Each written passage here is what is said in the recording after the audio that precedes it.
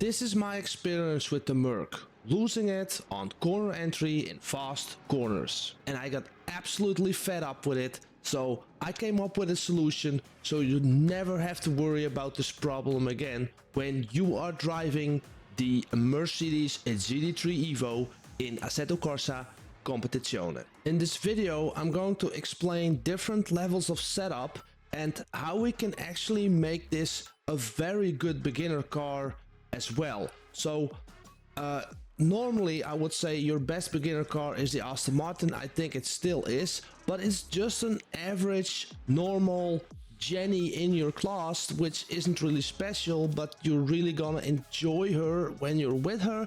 But when you're using the Merc, this is absolute your party girl, because it has a lot more emotion, it has a lot more power on curbs, it's really good on curbs, and it's just way more fun to drive if you set it up correctly. So let's get into it. And the best thing is, I'm showing laps and like different setups for the Nürburgring track, but you can take this to a lot of different tracks as well. So you can just copy these setups, bring them to Spa, bring them to Kyalami, or whatever track you want to drive it. It probably will work, and also will explain a little bit what you need to do on Paul Ricard or like Monza top speed tracks. Now don't skip ahead and just take the setups, because I also will explain how we can make this car super safe on entry and fast corners, so you don't have to lose it like I did in the beginning of this video. Before we get into all the level setups, I need to talk about the Arnout's preset.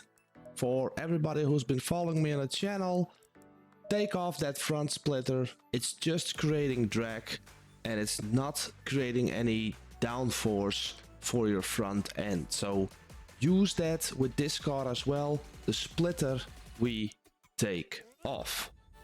Now, before we get into the higher levels, first we need to go to level 1. Now, I really believe this is very safe.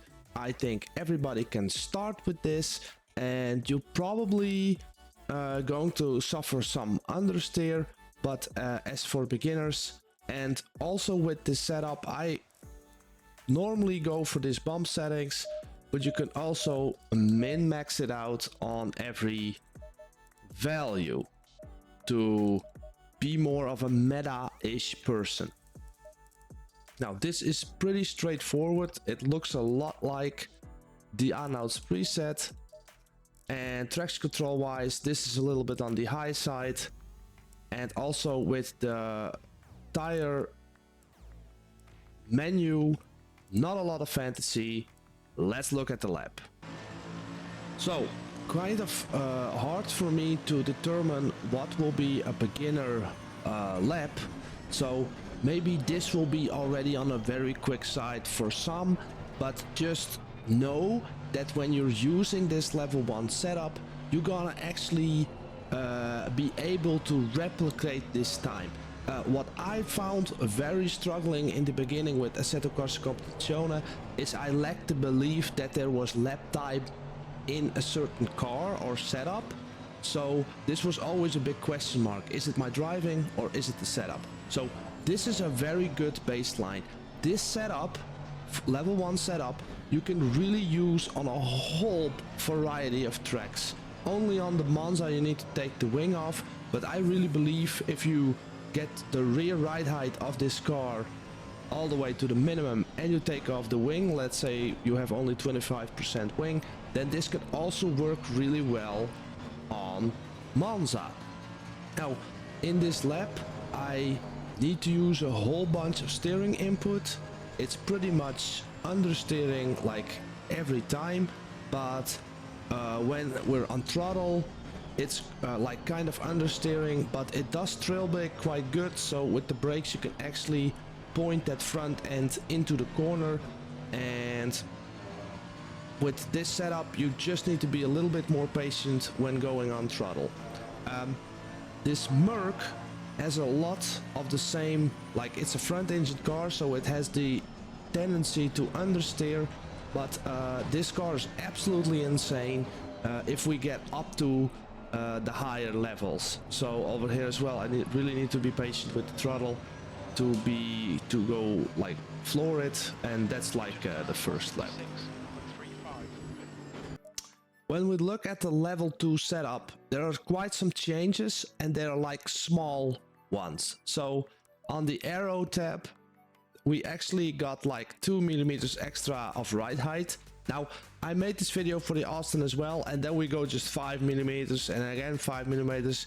With this car, you need to really be careful with the rear ride height. I will explain in the later setups as well why this is crucial for this car.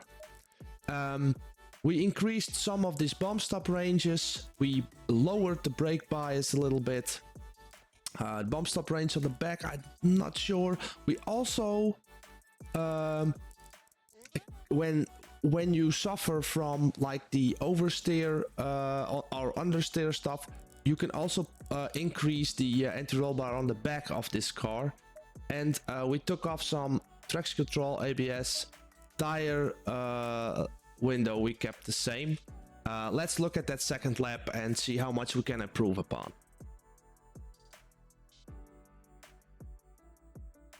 So, second lap. I'm actually, every time I'm driving, I'm trying to drive the perfect line. Over here, I just like that apex, I could have done that a little bit better, but I'm overall trying to really push it with this certain setup. So to explain how much is in it, and the difference between all these different levels is that with the higher levels we go, the more I can just push that car with my braking inputs and steering inputs, and also with this Merc, throttle inputs gets very important as well. You can really gain lap time with the throttle, with that massive acceleration this car has. So you can see that like in the first sector we gained like 0.2 of a second because that front end is just biting more in these corners. And sometimes when you look at these laps, there will be somewhat of a variety because, you know, I'm human as well. You know, I cannot be like a machine and push out every perfect lap that only Max Verstappen can do something like that. Yeah. So to have more ranges on the front will make the front bite more, so we actually gain more traction when we go into corners, and also a little bit of extra ride height makes it just more rotating together with the brake bias. Now I'm changing all these values like simultaneously, so I can have this extra rotation in like every part of the corner.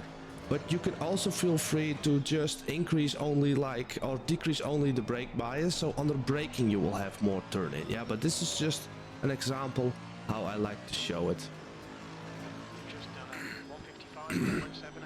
Now it's time to go to that level 3 setup, and now we actually gonna get some pace and actually use a little bit of this Merc power to increase our lap time or decrease our lap times. I'm never sure how to call it. Increase, decrease the lap time, whatever. Arrow wise, 75 millimeters on the back. You can never ever go higher on the Merc with the rear ride height. It doesn't work. If you do it, you will get the same situation as the intro of this video. The back end will become very unpredictable, especially when we go into faster corners. Now, this is, I'm not sure what the reason is or how the physics in the game work, but if you like would talk about some realism, this would just mean that the back end of the car is just too high when you would touch the brakes, and somehow it's releasing the, like, you lose all pressure on the rear tires when it will just spin, and making this ride height higher will just change this nice behaving girl into a borderline bipolar-ish like car. So there are other ways to get more rotation in this car. In this instance, I increased the anti-roll bar on the front a little bit because of this ride height, and I did even less bump stop range on the back. I decreased the brake bias, and I also increased the anti-roll bar. This is something that I just will not do with the Austin, but with this car, because I cannot get more ride height, I need to find that rotation from the back of this anti-roll bar. And you could even go lower with the bump stop ranges, but this is just what I came up with. Also, we take a little bit of this ABS off, and yeah, just have a look at this next lap and see how we're improving again with the level 3 setup. So lap number 3, and yes, so the changes that I'm making in the setup, if you're a super beginner, you can just take this, like you make like setup level 2 and 3 and all the changes in between. You can take smaller steps with this, or just do only ride height, or just do only a bump stop range, or just do only a brake bias. I'm just doing a lot of different ones so you can pick it and test it, but it's not a religion you need to choose between 2 or 3 or whatever.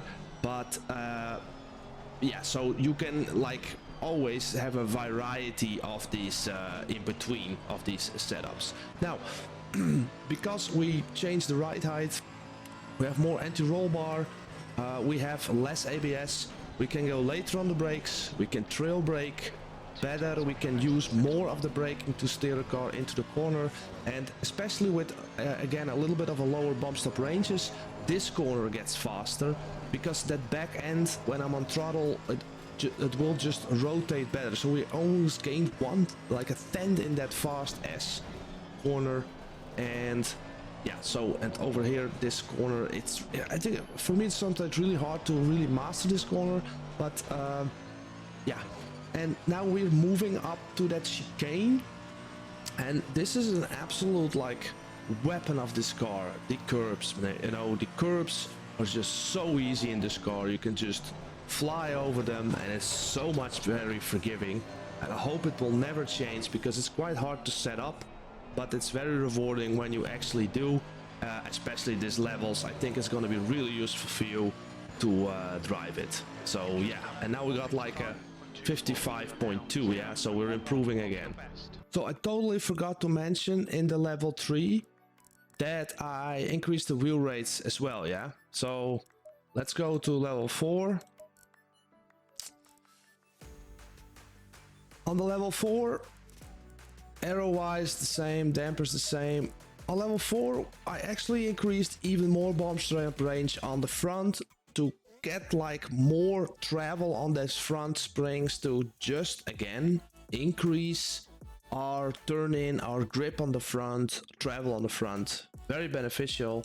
And I also did something with the toe values, because a little bit of this more negative toe on the front helps the inside wheel to turn in also a little bit better, and the toe on the ranges also will help with the overall rotation, because in the level 3 lap I still struggled with some understeer, and I could not really like go on throttle early enough to squeeze out more lap time. So let's look at this next lap to see what we come up with. Now this is actually a level that I would use for like a lot of tracks, and also for this track.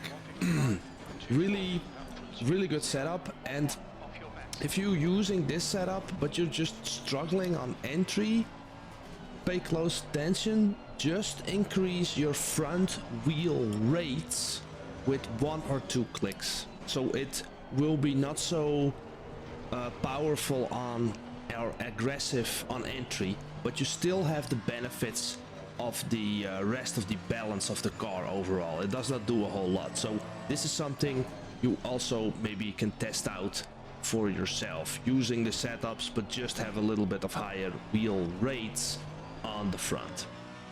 Now I'm really liking the balance of this car at this point, and I really want to, like, the next level 5 we have even more changes, and I'm also gonna explain how we can even push it even further if you have like even more skill than me, because I am not someone who can be super like insanely fast. I know people that are even way faster than me and they run even more ridiculous values, but yeah, this is just something this level and this next level, it still has some forgiveness in it. You don't have to be like super precise, you can still make a little bit of a mistake, but also note that this level 4 setup is already pretty aggressive on the front, and if I have a beginner, someone in my rig, I cannot give him this setup. It will be way too aggressive and way too loose on the back. It will be very much oversteery, so you really need to be like sensible with throttle and steering and everything. So yeah, we did like the first 54, which is pretty good. So now we get to that absolute most juicy level 5 setup. The only thing I did change here was in even lower brake bias, and the aero dampers the same. I also took off another click of this traction control. Now this made me a little bit more inconsistent, but if I have like a hyper focused quali lap, I would probably go 2. Feel free to go even lower at 1, but yeah, your throttle input will be very sensitive. And also I decreased the toe values on the front and on the back.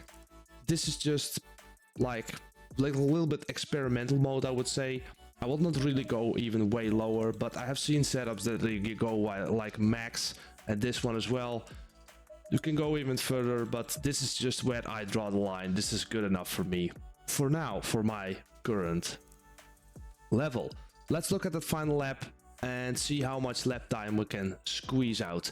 Oh, and by the way, if you can use this but you're just struggling on entry, what I said before, you could just increase the view rates on the front, and then you have a little bit more predictability and less turn in when you steer into the corner, and that you can also increase this brake bias again and use the setup and see how that feels. So yeah, let's look at that final lap, shall we? Now I'm gonna have to admit I had to like do this lap a few times, but this setup is actually also really freaking quick, and I actually believe that this first corner I did a little bit better than in the other laps, so that is not the reason why I'm gaining 1/10 in this corner. But you could see here that this like mechanical, technical, slow corner grip section, it's really, this setup is really promoting this increase of this lap time. But I just screwed up this last corner a little bit. So, and over here as well, I just like really try to always get like the most of the track as possible. Over here I actually leave a little bit of apex left. If you can replicate, like even squeeze these lines even better, then you can like still go faster than this lap what I am doing here. I'm overshooting a little bit, but a little bit of a V-shaped corner, but then the exit also gets a little bit better. You can see on the delta as well. Again, with the setup you really need to be sensitive with your throttle input. This SS also like feel really great with this setup. Over this corner as well, you can take a lot of curb here with the Merc. I had to a little bit correct here, and this corner as well. Really, like again with this level 5 setup, I can just go on throttle just a little bit earlier. I'm using the throttle to rotate the car, get that initial acceleration going. Again, this chicane, absolute blast, really fun to do. And yeah, this last corner, gentle on the throttle, and then fully. So, and we did like a 54.3. Now, if I did another 200 laps, I will probably get in the 53s. But yeah, that will take me a bit. Now, if you want all this level 1, 2, 3, 4, 5 and Arnout preset in your game file in Assetto Corsa Competitzione, if you're playing on PC, you can have a look in the Patreon store. For only $5 you can get like all these setups filled in for you on all the tracks, and that will support me and it will save you a bunch of time. So yeah, And I want to thank you everybody who's been supporting the channel for like the last few months. If you like this content, please hit that like button. That really helps out the channel. And if you want to have the same video like this one, but for the Aston Martin or the Porsche 992, you can pick between these two videos.